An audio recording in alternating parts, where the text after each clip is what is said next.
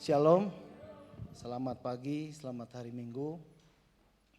Kita bersyukur kalau setiap minggu kita masih bisa beribadah di tempat ini, amin. Pagi hari ini kita sama-sama mau belajar kebenaran firman Tuhan. Saya kasih judul, diubah dalam hadiratnya. Kita lihat Lukas 19 ayat 1 sampai 10. Ayatnya sering kita dengar, ya. Ayat ini sering kita baca juga, ya. Kalau dilihat dari gambar ini, kita tahu ya. Ini siapa yang di atas pohon? Sakius, ya. Diubah dalam hadiratnya, Bapak Ibu. Kita banyak tahu, bahkan kita mengalami sendiri bahwa ketika Yesus hadir dalam kehidupan kita, ketika Yesus kita undang masuk dalam hati kita, ada perubahan hidup. Saya banyak melihat teman-teman saya yang tadinya hidupnya awut-awutan ya.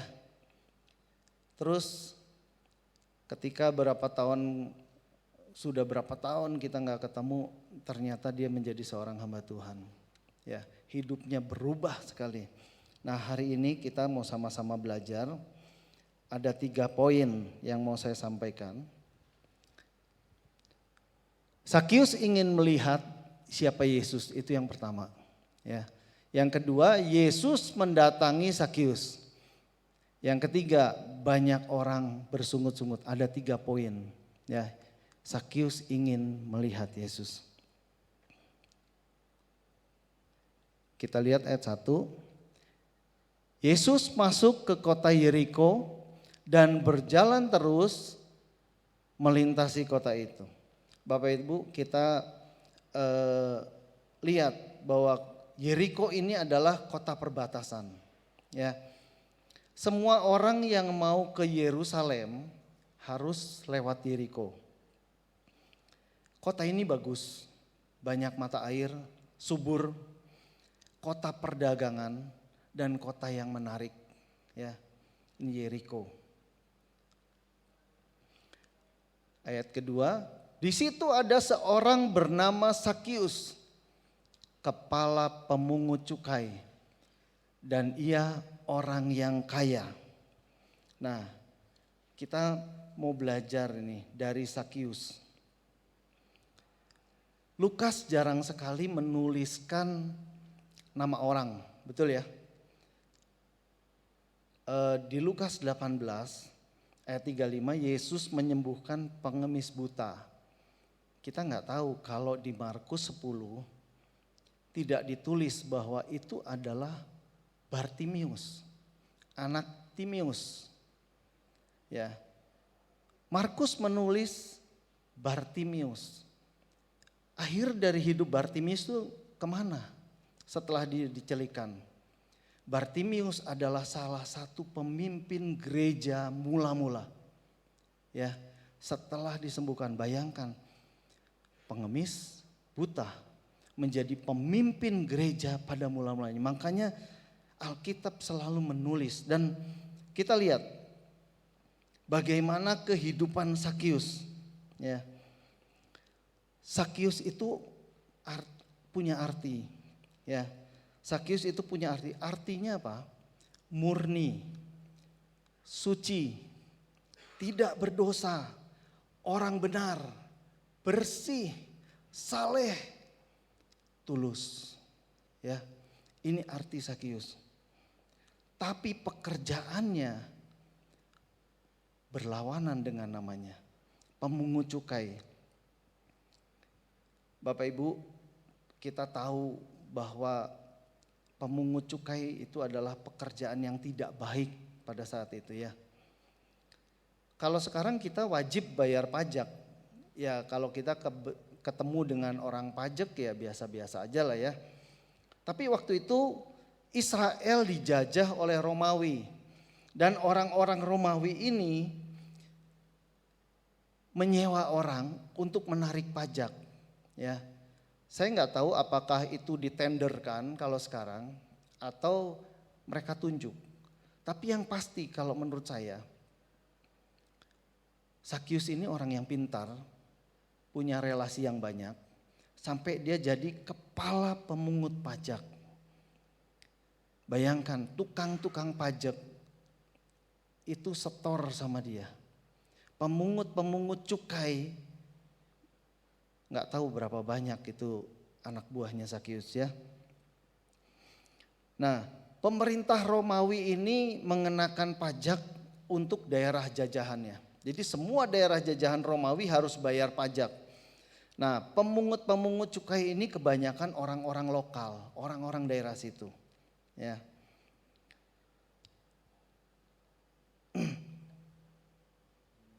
Untuk menarik pajak itu begini. Jadi Sakyus itu ditarget. Sakyus, untuk daerah ini yang kamu kuasai, kurang lebih penduduknya sekian, mungkin ada usaha-usaha yang lain, pemerintah Romawi menetapkan, misalkan kamu harus store sama saya setiap bulan 100 juta. Terus kehidupan Sakyus gimana? Dia cari lebih. Makanya gak salah kalau Sakyus itu meras. Harusnya pajaknya 100 ribu jadi 200 ribu. Harusnya 1 juta jadi 2 juta atau 3 juta. Lebihnya kemana? Dikantongin sendiri pasti. Betul ya? Dan gak heran Sakyus sebagai kepala pemungut cukai, dia kaya. Pemungut cukai itu dianggap sebagai antek-anteknya Romawi. Dia dianggap pengkhianat bangsanya sendiri, pemeras. Orang yang mungut pajak itu kejam, ya.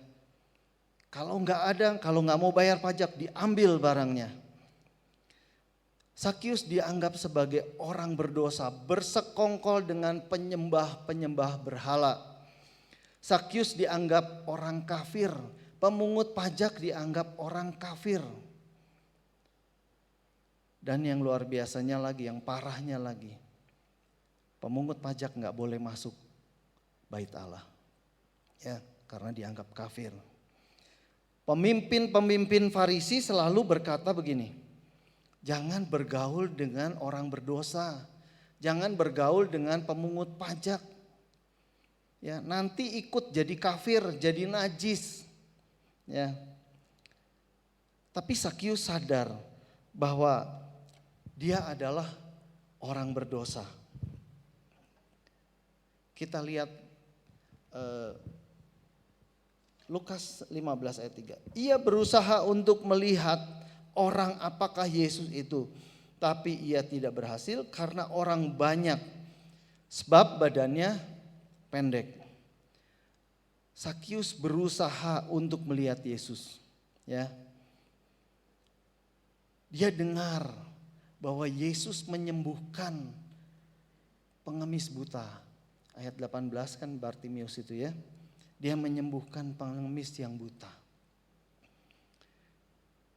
Mungkin juga dia mendengar bahwa Yesus banyak melakukan mujizat, menyembuhkan banyak orang. Ya, memberi makan 5.000 orang dan mungkin lain-lain dia pernah dengar. Makanya Sakyus ingin sekali melihat Yesus tuh kayak apa sih gitu ya. Dan jangan-jangan ini ya, Yesus kenal dengan muridnya, Sakyus kenal dengan murid Yesus yang mantan pemungut cukai juga, yaitu Matius. Ya, Sakyus mungkin berpikir, ini rabi besar, kok punya murid pemungut cukai juga, ya. Jadi Sakyus terkagum-kagum, dia ingin lihat ini Yesus ini rabi model kayak apa. Orang Farisi dia nggak mau nerima orang berdosa, tapi ini rabi yang melakukan mujizat besar, dia mau menerima orang berdosa.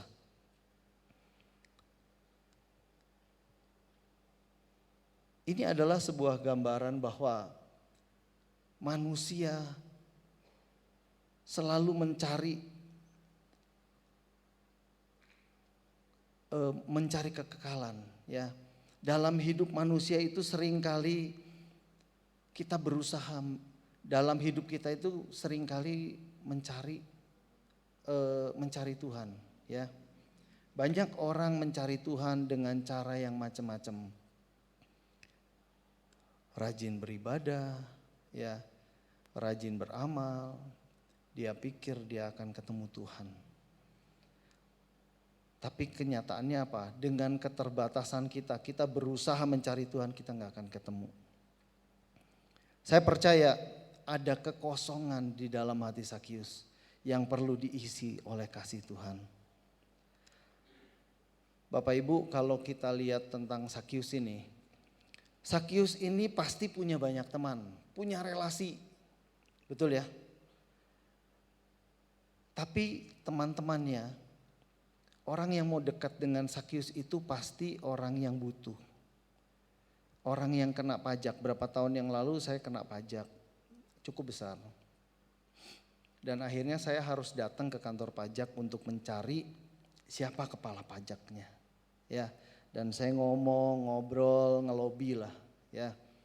Sebenarnya ini gimana, ya. Dan singkat ceritanya beres, ya. Jadi dia nggak punya teman yang sejati, teman yang benar-benar, teman yang peduli dengan dia, ya. Kita lihat banyak orang tidak memperdulikan Sakius. Kalau kita lihat di sini, tidak berhasil karena orang banyak. Mungkin ada orang kenal Sakius. Wah, ini Sakius, dialang-alangin aja supaya dia nggak bisa maju ke depan, ya. Dialang-alangin. Tambah menghalangi orang mau kenal Yesus, tambah dihalangin. Kita lihat ayat yang keempat.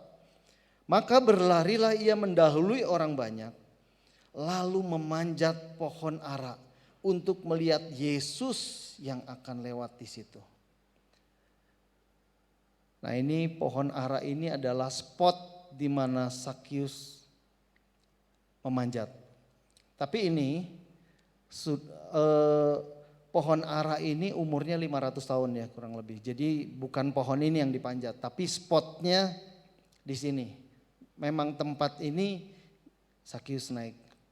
Ya. Kita lihat bahwa seorang yang kaya dengan jubah yang mahal pastinya, ya, dia berlari. Saya nggak kebayang, ya, kalau saya bayangkan gitu ya, memang nggak kebayang, tapi saya bayangkan Sakius pakai jubah yang panjang, dia angkat jubahnya, dia berlari, ya, mendahului orang banyak. Itu dia naik pohon lagi. Coba bayangkan kalau ada pejabat, entah itu wali kota atau gubernur gitu ya, melakukan hal ini, kayaknya nggak pantas dan pasti malu-maluin. Orang banyak mungkin lihat dan menertawakan dia, ya. Tapi Sakius nggak peduli dengan keadaan apapun, juga orang lain mentertawakan dia atau menyoraki dia, nggak peduli. Pokoknya dia mau lihat Yesus itu kayak apa sih, ya.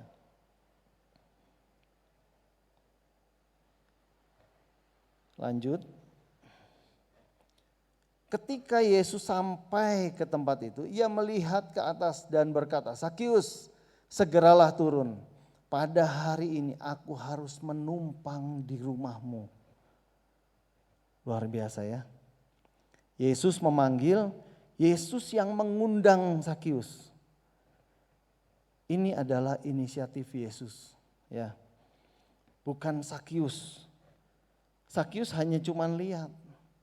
Ini adalah gambaran bahwa kita orang berdosa jangan pernah berpikir bahwa kita yang cari Yesus. Enggak, Yesus yang cari kita, ya. Yesus ketuk hati kita. Dia menghampiri kita. Itulah bedanya antara agama dengan kekristenan, ya.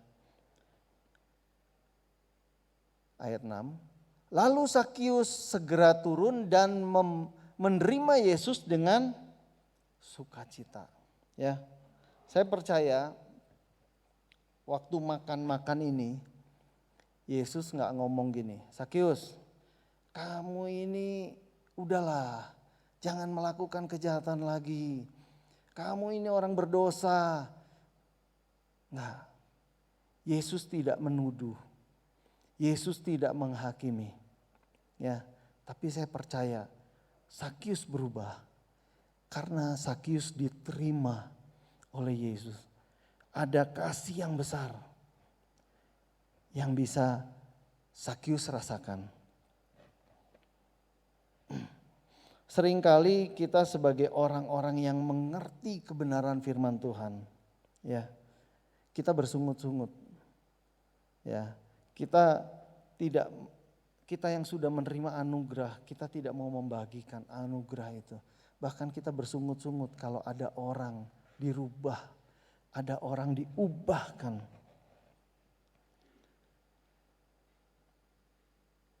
Ayat 7.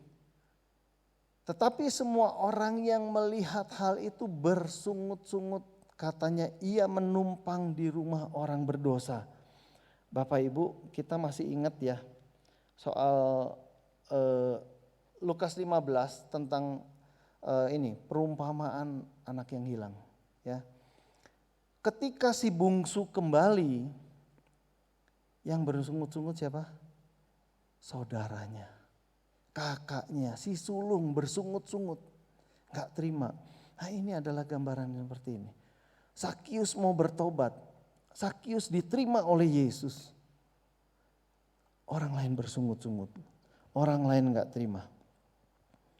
Ya, kasih Yesus mengubah kehidupan Sakius. Kita lihat ayat 8. Tetapi Sakius berdiri dan berkata kepada Tuhan, Tuhan, setengah dari milikku akan kuberikan kepada orang miskin, dan sekiranya ada yang kuperas dari seseorang akan kukembalikan 4 kali lipat. Bapak Ibu, kalau saya hitung-hitungan bisnis, ya, nggak masuk deh. Coba pikir, kalau Sakius punya uang 1 miliar pada saat itu, 500 juta dia bagikan untuk orang-orang miskin. Terus belum yang diperes, yang namanya tukang pajak pasti meres, ya. Hukum Taurat mengatakan kalau ada orang diperes, kalau orang diperes itu dia harus mengembalikan 20%. Jadi kalau Sakius meres orang 1 juta, berarti dia harus kembalikan 1.200.000 ditambah 20%. Tapi lihat, Sakius mengembalikan 400%. Jauh sekali. Kita lihat, hati Sakius diubahkan, ya. Yang tadinya pelit, jahat, pemeras, menyusahkan orang lain, sekarang menjadi orang yang murah hati, orang yang baik. Orang lain bisa merasakan kasihnya Sakius. Kita lihat, ini satu perbandingan. Lukas memberikan satu perbandingan. Ada seorang pemimpin bertanya kepada Yesus. Katanya, guru yang baik, apa yang harus aku perbuat untuk memperoleh hidup yang kekal? Jawab Yesus, mengapa kau katakan aku baik? Tidak seorang yang baik, tidak seorang pun yang baik selain daripada Allah saja. Engkau tentu mengetahui perintah Allah. Jangan berzina, jangan membunuh, jangan mencuri, jangan mengucapkan saksi dusta, menghormatilah ayah dan ibumu. Kata orang itu, semua itu telah kulakukan sejak aku muda. Jadi gini kurang lebih ya. Waktu orang ini Tuhan Yesus kasih tahu, kamu tahu hukum Taurat kan? Oh, sudah tahu Tuhan. Jangan berzina, jangan membunuh. Oh, sudah tahu. Saya semua sudah lakukan dari masa muda saya. Orang ini sombong, ya.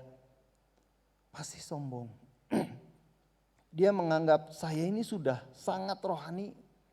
Saya ini sudah tahu hukum Taurat. Nah, kita lihat. Mendengar itu, Yesus berkata kepadanya, masih tinggal satu hal lagi yang harus kau lakukan. Jualah segala yang kau miliki dan bagi-bagikanlah itu dan kepada orang miskin, maka engkau akan beroleh harta di sorga. Kemudian datanglah kemari dan ikutlah aku. Ini tawaran Yesus, ya. Tawaran Yesus, jual hartamu, bagikan sama orang miskin, ikut aku, maka kamu akan dapat harta di sorga.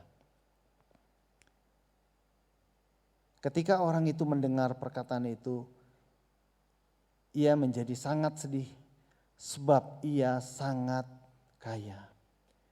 Dia lebih mencintai hartanya, dia lebih mencintai dunia ini. Kita lihat kembali lagi ke Sakius, ya. Kata Yesus kepadanya, hari ini telah terjadi keselamatan pada rumah ini karena orang ini pun anak Abraham. Bapak Ibu, sangat berbeda sekali orang muda yang kaya. Ini dalam Matius 19 dikatakan orang muda yang kaya. Ya. Dia seorang pemimpin. Dia posisinya sama, ya, dengan Sakius, sama-sama kaya. Mereka punya kesamaan yang punya kesamaan. Dua orang ini punya kesamaan, ya. Kesamaannya apa? Cinta uang. Dia pikir dengan bekerja keras dia bisa memperoleh segalanya, dia bisa menikmati dunia ini, ya. Tapi berbeda dengan Sakius, ya. Dia memilih kasih yang lebih besar. Dia memilih kekekalan, ya. Dia memilih keselamatan daripada harta dunia yang fana. Ayat 10. Sebab Anak Manusia datang untuk mencari dan menyelamatkan yang hilang. Yohanes 3 ayat 16. Karena begitu besar kasih Allah akan dunia ini sehingga ia mengaruniakan anaknya yang tunggal supaya setiap orang yang percaya kepadanya tidak binasa melainkan beroleh hidup yang kekal. Bapak Ibu, Yesus ditolak. Waktu Yesus mau menumpang di rumah Sakius, orang banyak bersungut-sungut. Mungkin banyak orang menawarkan kepada Sakius, kepada Yesus, Yesus, ayo mampir ke rumah saya. Tapi Yesus gak peduli. Saya percaya Yesus punya rencana. Memang sudah punya rencana untuk bertemu dengan Sakius. Sakius tidak mengenal dia, tapi Yesus kenal. Ya. Yesus ditolak supaya kita diterima. Yesus dibenci supaya kita dikasihi. Yesus dihukum supaya kita diampuni. Yesus mati supaya kita hidup. Bukan apa yang kita lakukan, tapi Yesus yang sudah lakukan. Kita lihat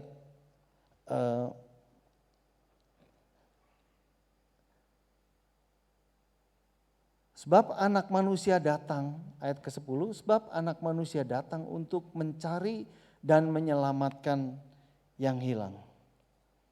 Bapak Ibu, kita adalah agen-agen atau duta-duta kerajaan sorga. Itu kita harus sadari, ya. Karena itu kita harus menghadirkan Yesus dalam segala aspek kehidupan kita. Ya. Supaya kehadiran Yesus dapat mengubahkan banyak orang. Bapak Ibu, setelah ayat 10 ini kita tidak pernah mendengar lagi nama Sakius, betul? Nah, Sakius kemana aja? Ya. Nah, Clemens dari Alexandria, seorang pengarang buku. Dia mengarang sebuah buku namanya Stromata. Ya. Dia menulis bahwa Sakius namanya diganti oleh murid-murid Yesus menjadi Matias. Ya. Dan kalau kita ingat bahwa waktu Yesus naik ke surga dan murid-murid ada 11, mereka mencari pengganti dan mereka membuang undi. Mereka mencari pengganti Yudas Iskariot yang sudah mati. Dan yang mendapat undi adalah Matias. Dan Matias ini adalah mantan kepala pemungut cukai yang jahat. Dan sampai hari ini di Gereja Ortodok Timur nama Sakius masih tetap dikumandangkan. Ya, karya Sakius banyak sekali. Dan mereka dianggap sebagai Santo Matias. Kita lihat perubahan yang besar. Kita lihat. Karena ketemu Yesus. Sakius diubahkan. Dan dia menjadi orang yang berguna. Kalau kita hari ini bisa berdiri. Kita bisa hari ini datang ke sini. Ya, kita bisa menikmati hadirat Tuhan. Salah satu apa? Karena karya Sakius. Saya percaya biarlah firman ini membangkitkan kita. Kita lebih memiliki rasa peduli kepada orang lain. Dan biarlah kasih Yesus boleh mengalir kepada banyak orang. Melalui kita nama Tuhan dipermuliakan. Amin. Mari kita berdoa. Kami mengucap syukur Tuhan untuk kebaikan-Mu. Kami boleh menerima anugerah keselamatan. Kami boleh merasakan damai sejahtera yang luar biasa. Hidup kami diubahkan. Karena kebaikan-Mu. Engkau sudah mati di kayu salib. Mengorbankan jiwa-Mu. Semua untuk kami Tuhan. Terima kasih Tuhan untuk kasih-Mu yang begitu besar. Biarlah setiap kami jemaat-Mu boleh memenangkan banyak jiwa juga. Biarlah banyak Sakius-Sakius yang bertobat. Kami percaya Tuhan, kalau orang seperti Sakius diubahkan menjadi Matias, kami percaya hidup kami juga akan diubahkan. Dan nama kami akan dikenang. Nama kami akan dikenal. Bukan karena kejahatan kami, tapi karena kami melakukan sesuatu yang baik. Di mana kasih-Mu nyata atas banyak orang. Terima kasih Bapa, terima kasih. Kami serahkan semuanya ini ke dalam tangan kasih-Mu. Berkati jemaat-Mu, berikan kesehatan, kekuatan terus. Apa yang mereka kerjakan mendatangkan hasil yang baik. Dan kami serahkan juga anak-anak-Mu yang ada di rumah. Biarlah mereka merasakan juga kehadiran-Mu di tengah-tengah keluarga mereka. Terima kasih Bapa, hanya di dalam nama Yesus Kristus kami sudah berdoa dan mengucap syukur. Mari yang percaya katakan, amin. Tuhan Yesus memberkati.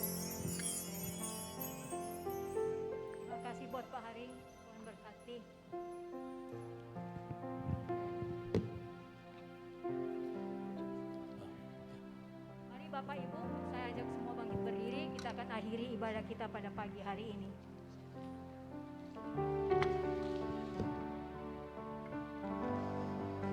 Kami memuji kebesaran-Mu,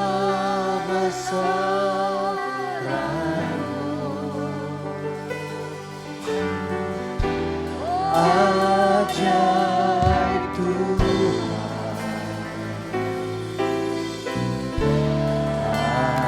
ajaib Tuhan, kami memuji kebesaran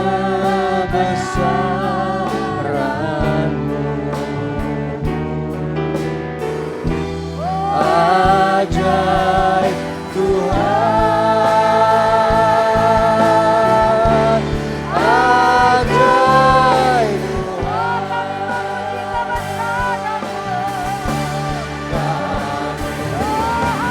memuji kebesaran-Mu. Ajaib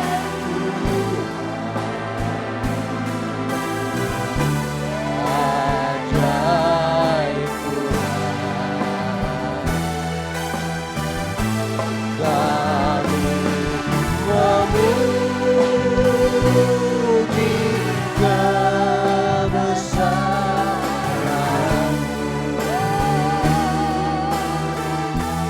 Ajaib Tuhan, ajaib Tuhan, ajaib Tuhan, ajaib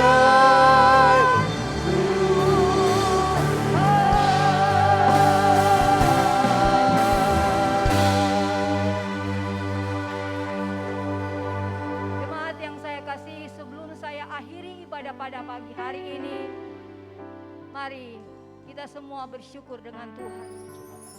Masing-masing kita bersyukur dengan Tuhan. Karena saya tahu Tuhan sudah banyak melakukan perkara yang luar biasa dalam hidup saudara.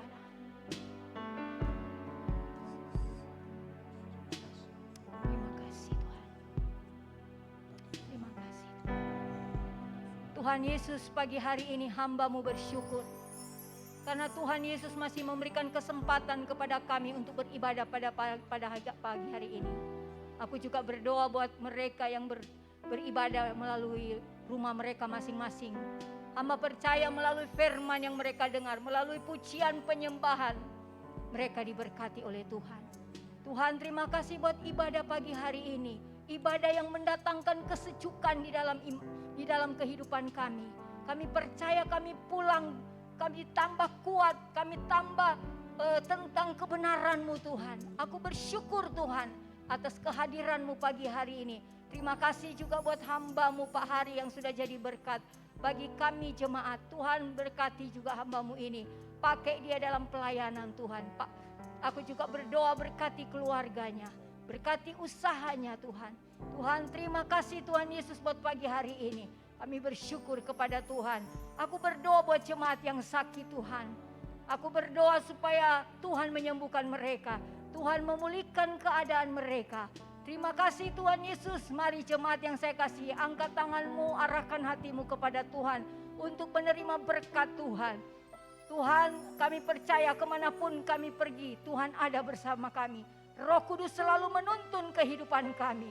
Oleh karena itu Tuhan, kami percaya apapun yang kami hadapi hari-hari ini, Tuhan pasti tolong dan Tuhan pasti memberikan jalan keluar bagi kami. Terima kasih Tuhan, biar damai sejahtera Tuhan turun atas jemaat. Terima kasih Tuhan, kami bisa beribadah hari ini dan kami akan akhiri ibadah hari ini hanya di dalam nama Tuhan Yesus. Nama yang penuh dengan kuasa, kekuatan dan keajaiban. Terima kasih Tuhan Yesus, kami bersyukur dalam nama Yesus. Haleluya. Amin. Ya, Tuhan memberkati kita semua. Terima kasih buat tim PW yang sudah melayani hari ini.